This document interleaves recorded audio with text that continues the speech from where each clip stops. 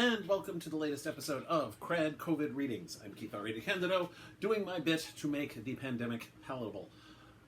This time around, I'm going to be reading one of my Dragon Precinct stories. Still got plenty of them to go. This one was written during the period after Dragon Precinct was published in 2004, and before Unicorn Precinct was published in 2011. During that time, I didn't think the series was going to be able to go on as novels. Dragon Precinct was originally published by Simon & Schuster for an imprint that was then discontinued, which left the series kind of flapping in the breeze. However, the rise of the small press in the 2010s led to it being picked up by Dark Quest Books, who published Unicorn Precinct, and then a new edition of Dragon Precinct once I got the rights back to that. And then it continued from there. But after 2004 and before 2011, I had a whole bunch of... I kept the world alive through short stories. The anthologies Murder by Magic, and Hear Them Roar, and Badass Fairies, and Dragon's Lore, and also an anthology called Pandora's Closet. It was edited by Jean Raby, and she had hired me to write a story.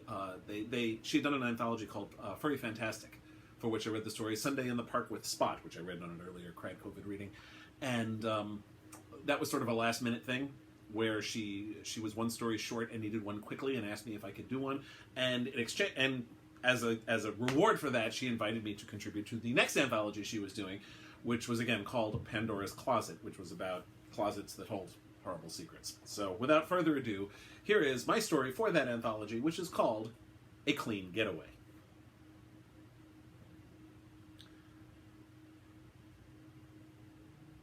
Watch where you step! Lieutenant Danthres Tresyllione was already in a bad mood when she arrived at the house in Unicorn Precinct, and finding herself being yelled at by one of the guards did not improve it. Looking down, she saw that the floor of the house was covered in some kind of dark muck. Her superiors were generally amenable to paying for a laundry spell to get bloodstains out of her boots and earth-colored cloak. This, whatever it was, on the other hand, would be a harder sell, and Danthres was in no mood to fight that particular battle with whatever functionary in the Lord and Lady's Court oversaw the appropriations for such things. "I'll stay out here, then," she said, stopping in the threshold. "Not a problem," said a familiar voice from inside. It was her partner, Lieutenant Torin Van Wyvald. "I've already been soiled, so I'll provide the gory details." Danthres peered inside to see a large sitting room that under normal circumstances would have been considered fancy and high class, but for the fact that it was covered in a truly impressive amount of dirt and grime and muck.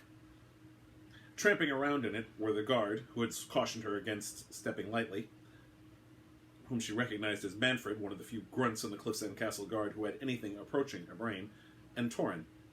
Hovering about a hand's length above the floor was the M.E., Bonine. Typically, the magical examiner refused to degrade himself, and so he used his wizardly abilities to levitate. Just as typically, the cranky old bastard didn't offer the same to the others. "I'm surprised to see you here already, Bonine," Danthres said. "It usually requires a team of dragons to get you to a crime scene with any dispatch." Glaring witheringly at Danthres from his position over the floor, Bonine said, "Does it disturb you, Tresyllione, to make so many attempts at wit and yet fall short of the mark?" "None in the least." Danthres turned to Torin. "So what happened?" Torin cleared his throat before speaking. "This house is owned by the Jaros family. The actual owner is the family patriarch, Millar Jaros, and his son, daughter-in-law, and 4 grandchildren all live here as well. This morning, the daughter-in-law, Abby, came downstairs to prepare breakfast and discovered this." While Torin was talking, Danthres had been looking at the muck and noticing something. "All right, this is odd. There's a pattern to the gunk, like it exploded outward." She'd seen similar patterns in blood when someone was struck with a heavy object, especially in the head, but it wasn't something she ever expected to see with dirt. "Yes, it did." Torin was now pointing at a closet door. "It seems to have come from there." Crankily, Bonine said, "No scenes about it. I did the peel back, and it showed this garbage literally exploding outward from the closet." On loan from the Brotherhood of Wizards, the magical examiner's primary purpose was to cast an inanimate residue spell, commonly called a peel back, which allowed him to see what recently happened in a particular place. "And once I did that, I had this young man call you two in." That at least explained why Bonine's arrival preceded theirs. She looked at Manfred.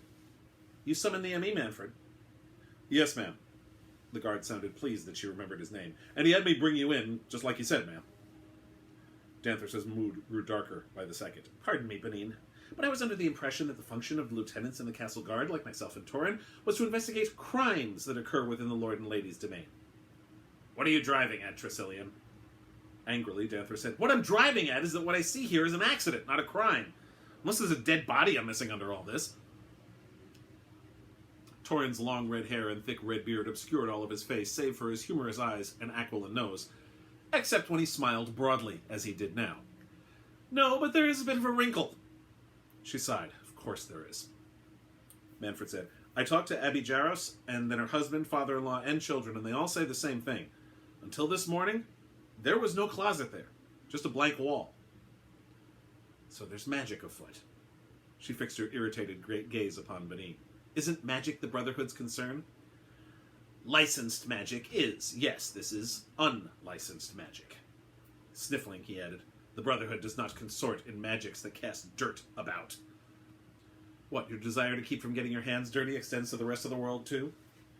Something like that, yes. In any case, I've already communicated with Lord Ithrin, the local Brotherhood representative, and he and I agreed that this is an unlicensed commercial spell, and therefore not within the Brotherhood's purview. So, have at it. With that, Benin gestured, muttered something, and disappeared in a flash of light. After blinking the spots from her eyes, Danthres was half-elf, which made her more sensitive to the bright light that accompanied Benin's teleport spell. She said, This doesn't answer my question. What question is that, Danthres? Torin asked as he slogged through the muck toward the front door. What crime has been committed? Torin looked down, smiled, then looked back at Danthres. Well, vandalism, at the very least.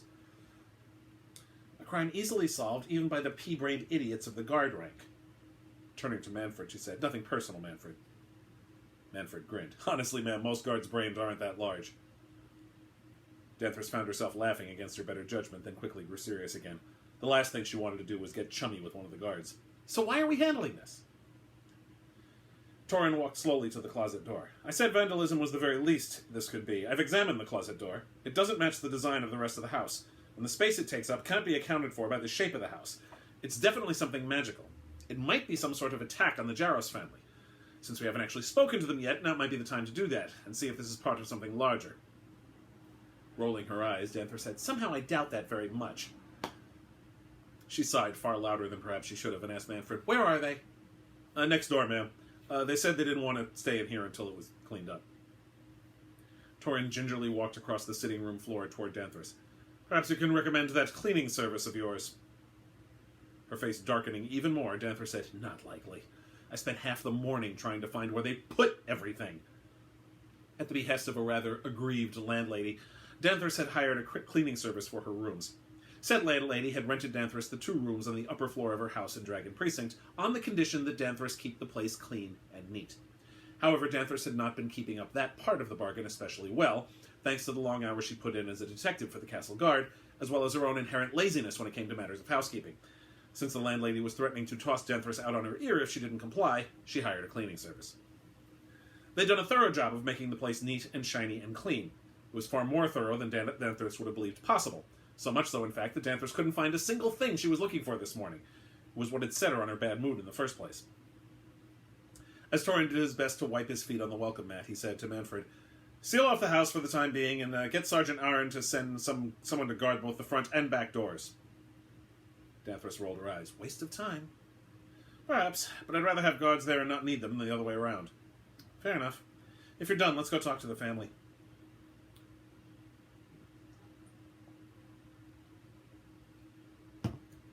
The family, to Danthres' lack of surprise, was singularly unhelpful.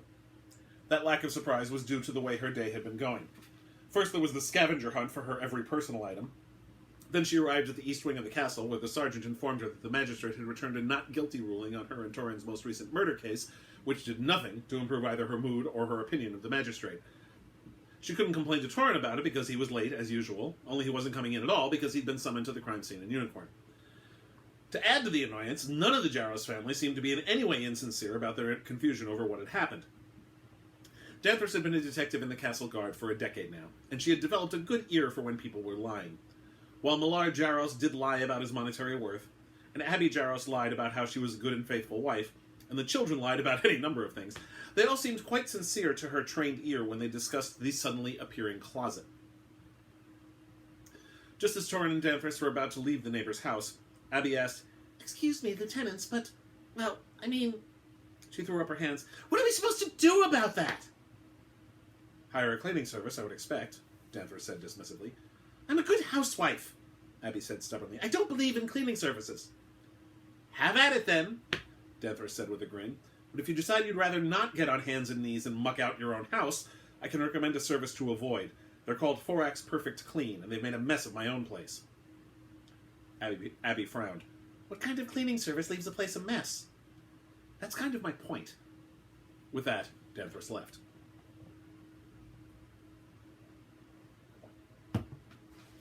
Danthres' mood was even worse when she came in the next morning. After spending the previous morning wasting their time interviewing the Jaros family, they spent the afternoon wasting their time interviewing Alfric Jaros' co-workers. Alfric, Abby's husband and Millar's son, worked in the Lord and Lady's castle as a deputy to the transport minister, Sir Leo.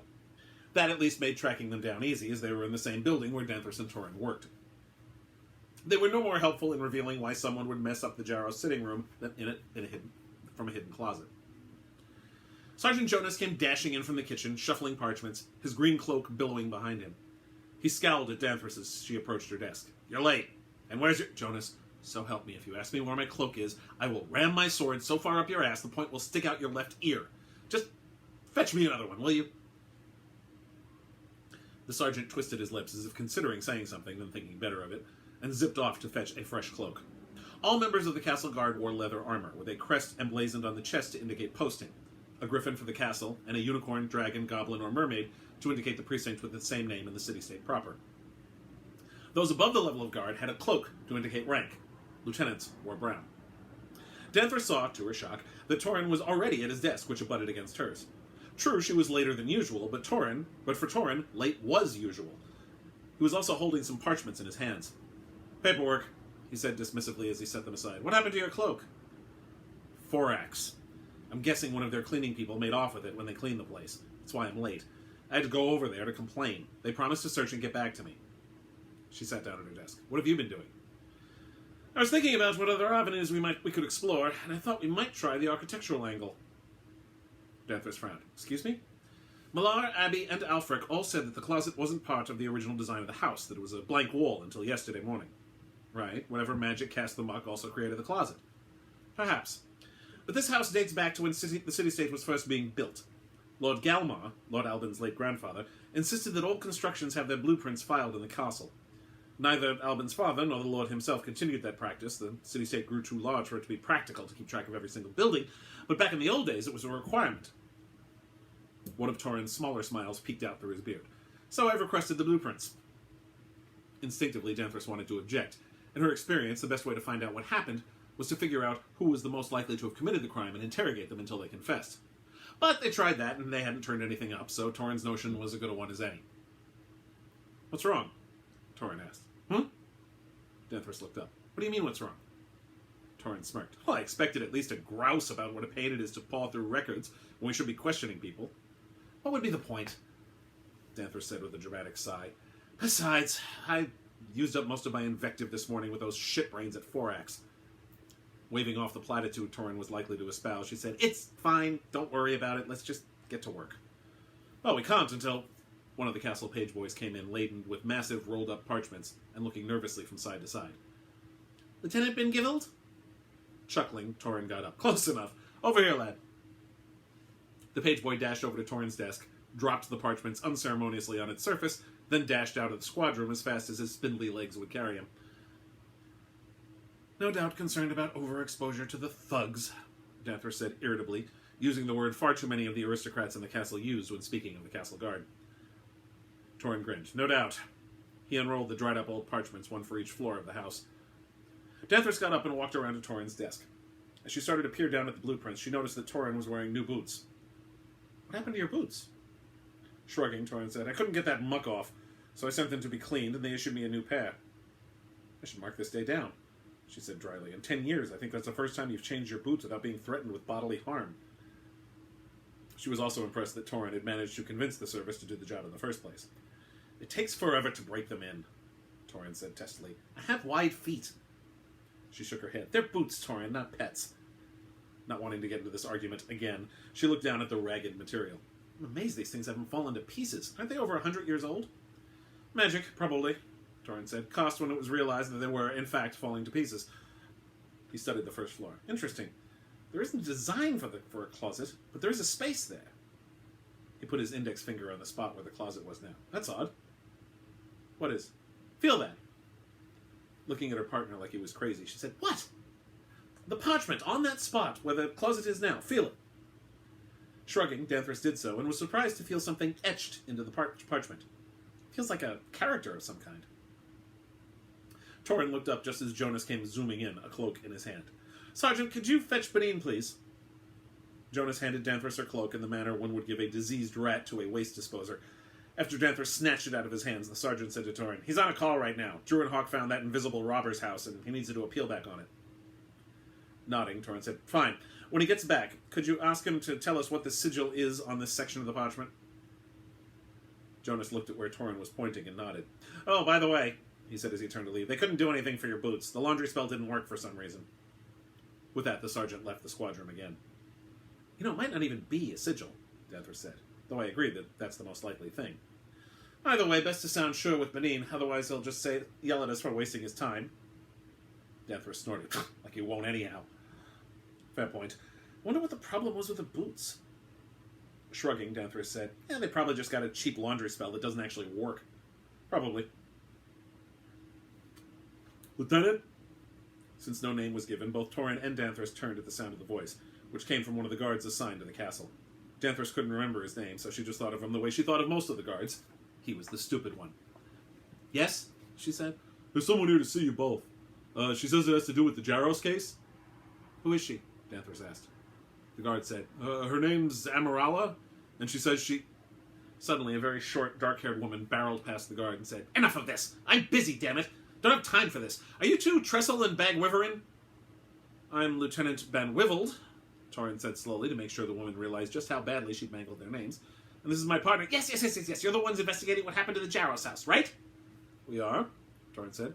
You can do your damn jobs is what you can do. You're supposed to be able to stop this kind of thing, right?" "Actually, no," Danthres said, with as insincere a smile as she could manage, which was pretty insincere indeed. "Our job is to find out who did it and stop them from doing it again." "Well, then who's responsible for stopping it?"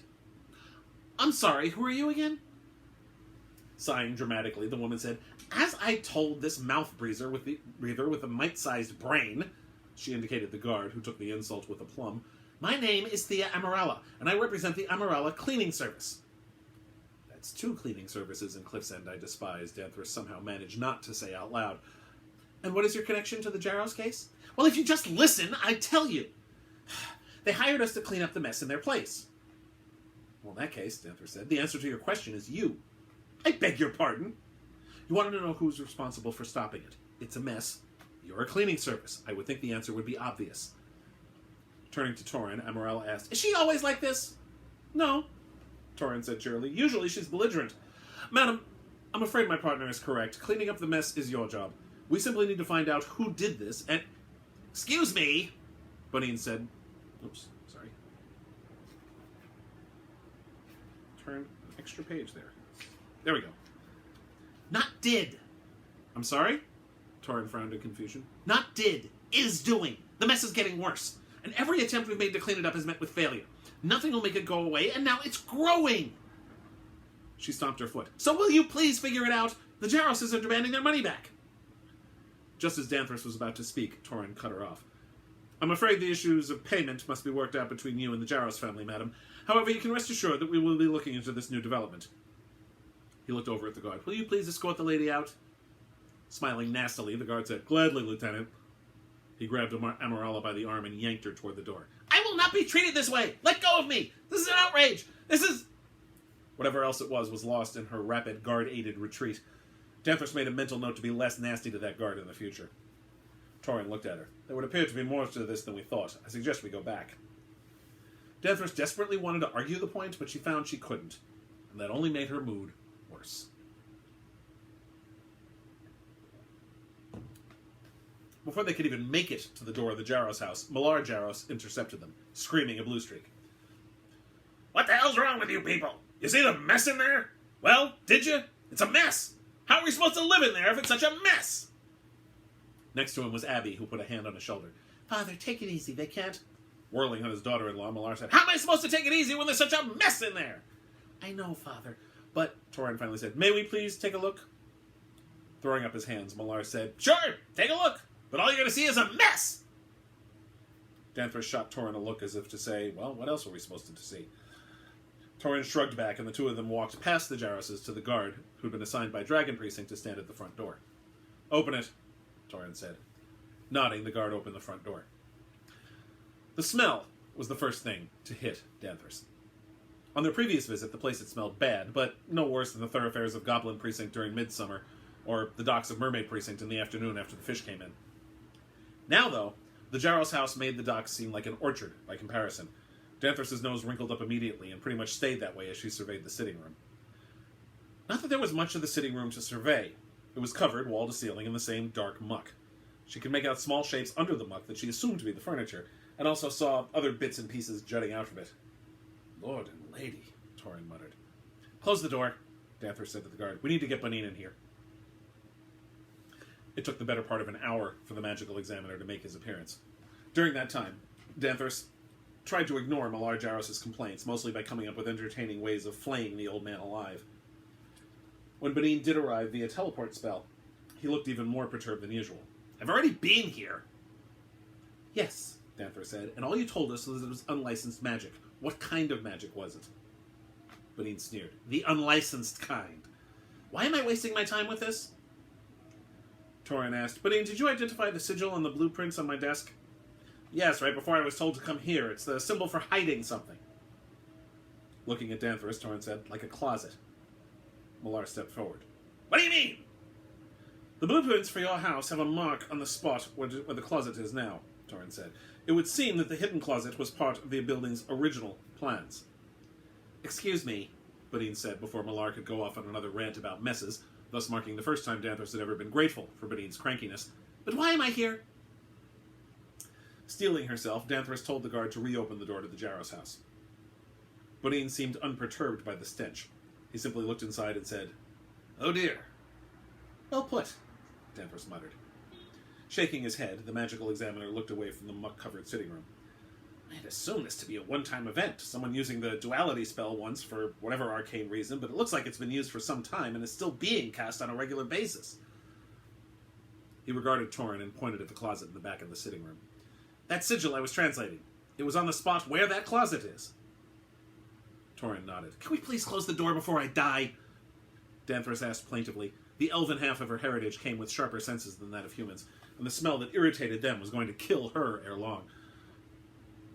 Waving his hand dismissively, Benin said, It won't do any good, but go ahead. The guard did so to Danthres' relief. Malar drew himself up to full height. What do you mean it won't do any good? And who's going to clean up that mess? And what exactly, Danthres asked, is a duality spell? As a rule, Danthres preferred to avoid magic, but reality didn't allow for that, and 10 years in the castle guard made her painfully aware of the most common spells, particularly the ones that were commercially available. This one, however, rang no bells. To answer your earlier question, Tresyllione, Benin said, folding his spindly arms across his chest, this magic is of a type devised by a wizard named Ivano the Misguided. He pioneered an entire system of magic that involved checks and balances. Every time you cast a spell, there was a concomitant reaction elsewhere. This way there'd be no effort on the part of the spellcaster and allow anyone to wield magic. Well, anyone can use magic, Danthres said impatiently. All they have to do is buy a spell. That's already been cast. Benin sounded just as impatient. A wizard casts the spell into the scroll, which then goes on the market. The purchaser then uses it, but the energy of the spellcaster has already been spent. With Ivano's magic, one didn't need any kind of training to cast a spell, nor did one need to purchase a spell. You simply needed to incant it. Torin nodded. That explains why that Amarala woman's people couldn't clean the place, and why my boots resisted the laundry spell. Seeing it out, Danthres said with a smile, So that means this would be a case for the Brotherhood, wouldn't it? If I bring this to the Brotherhood, the first thing they'll ask is why I didn't bring this to them sooner. Benin, for once, sounded abashed. If it's all the same to you, I'd rather not bring that to their attention. Oh, no, Danthres said angrily, pointing an accusatory finger at Bonine. "You're not getting out of it that easily. I've had far too many murders and assaults. Shit can't, because it's brotherhood business, and everything gets swept under the rug. Now, the one time when that'd actually be a help, which only happens once every third blue moon, and you're telling me you won't inform them? I'll help you," Bonine said. That brought Danthres up short. The ME had never used those 3 words in sequence before that Danthres was aware of. Bonine considered the work he did for the castle guard to be a waste of his precious time and energy, and he begrudged every second of it. For him to volunteer... Bonine went on. "Give me a minute to gather myself up and let me examine the house more closely. I might be able to trace where the spell's being cast." Excuse me." That was Abby Jaros, whom Danthres had briefly forgotten, having focused most of her ire on either her father-in-law or the ME. "What kind of spell is this exactly? What's happening to our house?" Bonine started waving his arms about. "Ivano's magic always has a secondary effect. Someone is doing something pleasant that requires somewhere else there be something awful. However, the awful can be directed, and in this case it was to the closet that was hidden in your house when it was built." He cast a glance at the shut door. "But they've obviously been casting this spell for some time. The muck in your closet has become too big to fit therein, and has spilled out into the house." Now he looked at Danthres and Torin. "We need to find out who's doing this. At this rate it will expand and take over and destroy this house. In a week it will have consumed the entire block." Danthres blinked. Perhaps she didn't want the Brotherhood involved after all, not if she wanted this solved properly. "All right, then, what do we do?" "First, I examine the house." Bonine slowly got down onto the floor and sat in a lotus position. Danthres could hear his bones creak and crack as he did so. The aged wizard muttered something, waved his right hand about, and then started to float upward. About a minute later, he unfolded his legs while still floating and placed them on the ground. "This is worse than I thought. It's been going on for at least a decade, possibly longer. I can't tell for sure. There are magically enhanced items and they are interfering." That last was said with an accusatory look at Abby and Millar. "That's impossible," Abby said. "We don't keep anything magical in that house." "That's right," Millar said. "Got rid of it all. Filthy stuff, magic." Noting that this was the first thing Millar had said that hadn't made Danthres want to punch him, she asked Bonine, "Is there any way to extract those items? If they don't belong to the family, they might belong to whoever cast the spell." "It's possible, but I'm already rather tired, and..." "Fine, then." Danthres turned to Torin. "What's the name of the Brotherhood representative?" "Ithrin," Torin said. "I'm sure he'd be overjoyed to hear all about Bonine misreading the peelback." "I didn't misread it!" Bonine was almost pouting. All right, I'll cast the blessed spell." This time Bonine didn't bother with the lotus position, but the muttering took longer, and he gesticulated with both hands. Danthres had to blink away the spots in front of her eyes that the resultant flash of light caused, but when they did, she looked down at the ground in front of Bonine to see 7 objects, all encrusted in the muck that had taken over the Jaros house, all looking like articles of clothing. Bonine pointed at one of 2 items that looked like cloaks. "That looks like a protector cloak. A low-level one, and would just keep the shit off you walking around goblin, but that explains the magical interference." However, Danthres was more interested in the other cloak. Breathing through her mouth to avoid the stench, which, while not as bad as the room had been, was still pretty awful, Danthres bent over to grab it. Grateful that her uniform included gloves, she picked it up by one end with her right hand, wiping the center of the cloak off with her left glove. Then she smiled grimly. "I know who did this."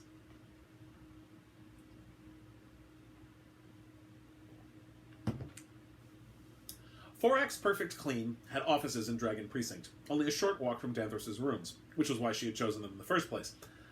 That evening, she entered their waiting area accompanied by Torin. As had been the case when she had gone there to make the appointment, and again when she filed the complaint about her missing cloak, the waiting area consisted solely of a bench, a desk behind which sat a prim young woman, and a door leading to the back. The prim woman, whose name Danthres recalled was Emanuela, looked up at their entrance. "Ah, Lieutenant Trellis, isn't it?" "Tresyllione, actually," Danthres corrected automatically. "Of course. I'm afraid we haven't found your cloak yet, but I can assure you that it will turn up. We here at Forax guarantee customer satisfaction. It is our watchword, after all." Emanuela said all of that without once changing her inflection. "Well, I'm afraid that isn't good enough," Danthres said, trying to sound like an outraged customer, which wasn't too difficult an act for her just at the moment. "I want to speak with your supervisor immediately." "I'm afraid Mr. Forax isn't available right now, Lieutenant, but if you wish to make an appointment..." "I'm afraid that I must see Mr. Forax right now, or I will shut this place down." Emanuela opened her tiny mouth into an O, and then closed it. She didn't have a prepared response to that, it seemed, and it took her a few moments for her brain to actually function. Can you do that? Torin smiled his most pleasant smile. We are lieutenants in the castle guard, madam. The lord and lady have granted us considerable leeway in such matters, and all we would have to do is pronounce this place a menace to the well-being of Cliff's End and its inhabitants, and it would be shut down. Mr. Forak could, of course, appeal to the magistrate, but that might take days. Weeks, even, Danthres added, and you would not be permitted to conduct business until that... Mr. Forak!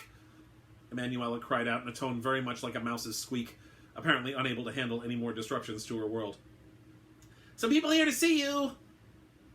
A short man with thin hair and a thick mustache came out through the door to the rear. What? What? Damn it, Emanuela, I told you not to bother me. I'm trying to... Oh! That last word was spoken upon sighting two people in leather armor and earth-colored cloaks, symbolizing that they were detectives in the guard.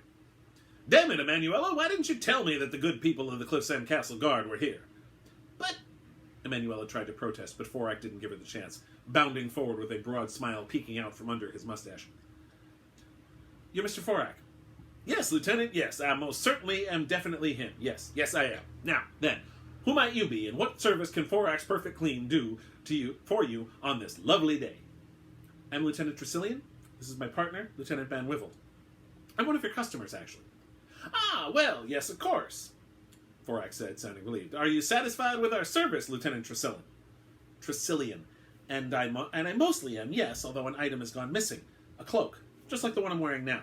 I told your girl about it there. Right, of course, yes. We're getting right on that. My best people are searching for the cloak even as we speak. Your best people? Of course. Danthres nodded. Fascinating. Mr. Forak, I apologize, Torin said, but I'm a bit befuddled. You see, before coming here, we went to the castle and examined your tax records. They say that you only have one employee. He nodded his head at Emanuela.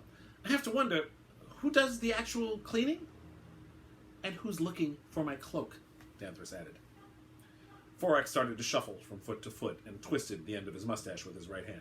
Yes, well, you see, I mean, that is to say, let me save you the trouble of lying, Mr. Forak. You don't have any employees, do you? You charge 1 gold per room cleaned, which, when I first came here, you said was to cover cleaning supplies and labor costs.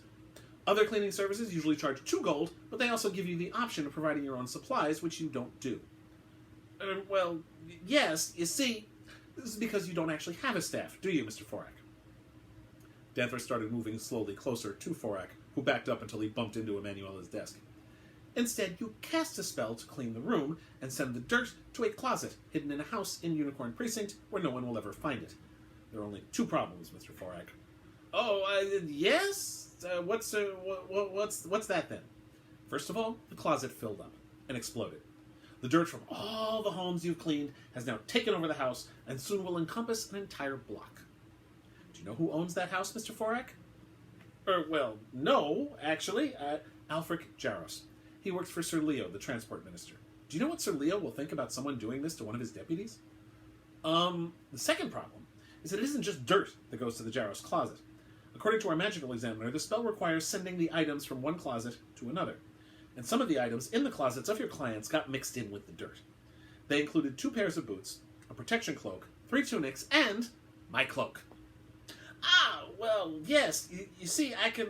Well, that is to say, Torin grabbed Forak's arms. I would reserve comment until you've seen the magistrate.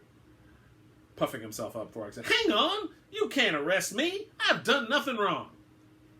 Danthres snarled, You've done quite a bit wrong, Mr. Forak. Fraud, for one thing. I didn't defraud no one. I didn't. I said I'd clean your place, and I did. Torin glanced at Danthres. He has a point. True, but there's also littering and vandalism to the Jaros house. She smiled a most unpleasant smile then. And of course there's the Brotherhood. Forak went white. The Brotherhood? You mean, that is to say, of wizards? Yes, that Brotherhood. They don't take kindly to people using unlicensed magic. That deflated him, and he took Torin's advice and refrained from further comment. They let him out the door and handed him off to one of the 4 guards from Dragon that they had left waiting outside. That guard would take him to the castle for imprisonment until the magistrate, and the Brotherhood, could deal with him. Torin instructed the other 3 to escort Emanuela to Dragon for questioning and to close up the offices of Forak's Perfect Clean. Danthres looked up at the sky, seeing the sun starting to set into the horizon, and she realized that she was in a good mood. Justice had been done, she'd found her cloak, and she didn't even have to deal directly with the Brotherhood. Then Torin said, You realize that when this is all over, he's going to have to reverse the spell in order to salvage the Jaros house. That means all the dirt will probably have to go back. Actually, I hadn't realized it. Danthres snarled, her foul mood back, full force. Yes, Torin said with a smile. You've been left with quite a mess. Somehow Danthres managed not to kill him. That story originally appeared in Pandora's Closet, edited by Gene Raby. It was reprinted in my short story collection, Tales from Dragon Precinct, which is currently available from the fine folks at Eastbeck Books.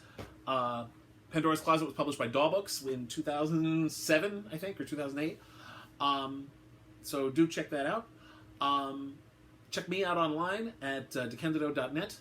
You can read my blog at DeCandido.wordpress.com. One of the pinned posts on my blog is a chronology of all the Dragon Precinct stories, vignettes, and novels. So if you want to know what the chronological order of everything is, you can find that there. And please, if you could support me on Patreon, which is where those vignettes are being published, patreon.com/KRAD. I do movie reviews, TV reviews, cat pictures, excerpts from my works in progress, first looks at first drafts, and best of all, little short vignettes featuring my original characters. I've done 8 Dragon Precinct vignettes so far, with more to come. So thank you very much, and please stay safe.